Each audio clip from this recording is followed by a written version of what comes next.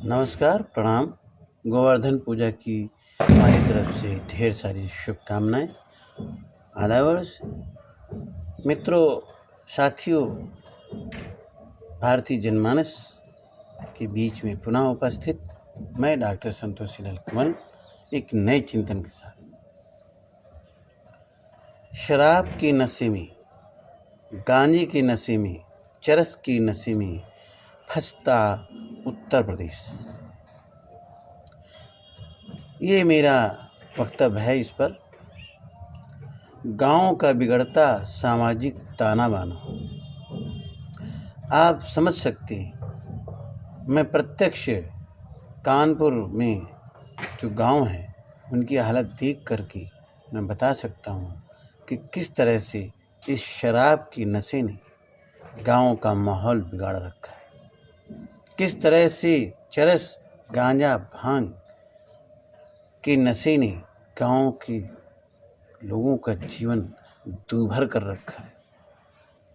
आए दिन शराब के नशे में लोग झगड़ा फसाद, पुलिस, अदालत का सामना कर रहे, गुंडे मवाली पनप रहे।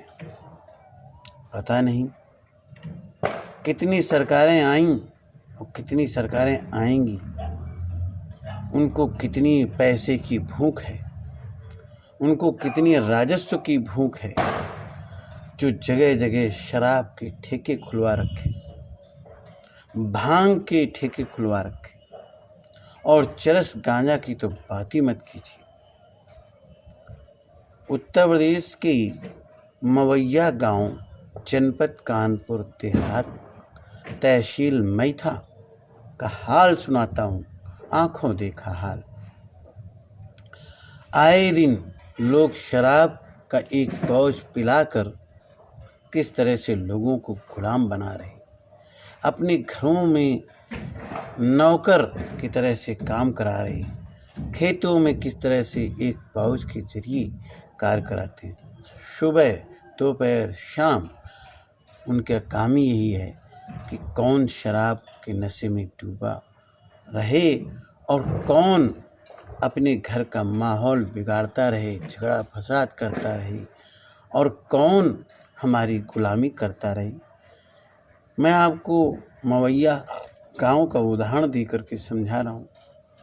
उसके आसपास शिवली में ठेका है शराब का, सखरेज में ठेका है शराब का, शिवराजपुर में ठेका है शराब का, जगह जगह ठेके खुले हुए शराब के। यदि कहें सरकार से विनती करें, रिक्वेस्ट करें, तो सरकारें कहती हैं राजस्व की कमी हो जाएगी।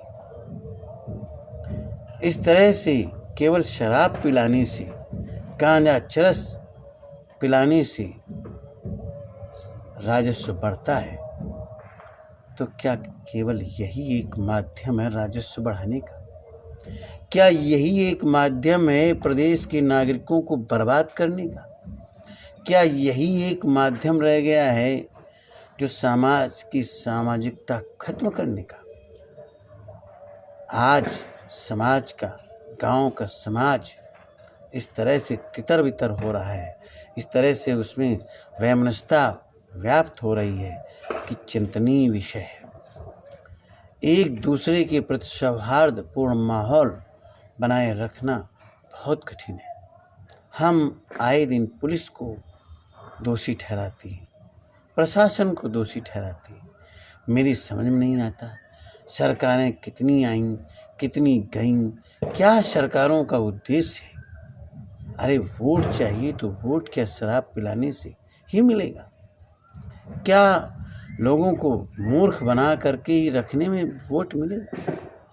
मेरी समझ में नहीं आता। क्या सरकारों की योजनाएं रहती हैं? मनरेगा चला हुआ है, नरेगा जिसे कहते हैं, नरेगा में लोगों द्वारा काम कराया नहीं जाता। बंदरबाट होती है, जो फंड आता है, लोगों के कार्ड बने हुए हैं। क्या कार्य योजना है, कितने कार्य होते हैं पंचायत में, कोई हिसाब किताब नहीं। लेबर कार्ड बने हुए हैं और प्रधान बिना किसी के वहाँ पर आधा पैसा अपना रखता है और आधा पैसा उस मजदूर को देता है। ये गांव मवैया की कहानी मैं बता रहा हूँ आपको। बाशौकिया शौक से लेबर अपना कार लेकर प्रधान के साथ जाता है, बैंक से पैसा जो उसके नाम से आता है उसको निकालता है, रास्ते में बंदर भाग। ये हकीकत है। कब सरकारें सुधरेंगी, कब सरकारें इस बात पर ध्यान देंगी, मेरी तो समझ से परे। तो साथियों, मित्रों, आइए कैसा समाज बने, कैसे सामाजिक सौहार्द बढ़े, कैसे ताना बाना सामाजिक अच्छा से अच्छा रहे, ये सरकारों के बस की बात नहीं। हम जो जनता निवास करती है उत्तर प्रदेश के अंदर, उनको सोचना होगा और उनको आत्मनिर्भर बनना पड़ेगा। उनको अपना सामाजिक ताना बाना स्वयं सुधारना होगा। यदि आप सरकार के भरोसे बैठे तो इसी तरह से गुंडे मवाली उत्तर प्रदेश में पनपते रहेंगे। सरकारें कहीं न कहीं अपना उल्लू सीधा करते रहेंगी और आए दिन इस तरह से मारपीट झगड़े फसाद होते रहेंगे।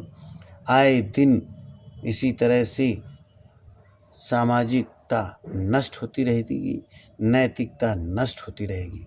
बहुत बहुत धन्यवाद। ये सामाजिक चिंतन मैंने आपको बताया, ये यथार्थ मैं बता रहा हूँ और इससे यदि किसी सरकार को, किसी व्यक्ति को हमारी इस वक्तव्य से कोई ठेस पहुँचती हो तो माफ़ कीजिएगा। धन्यवाद।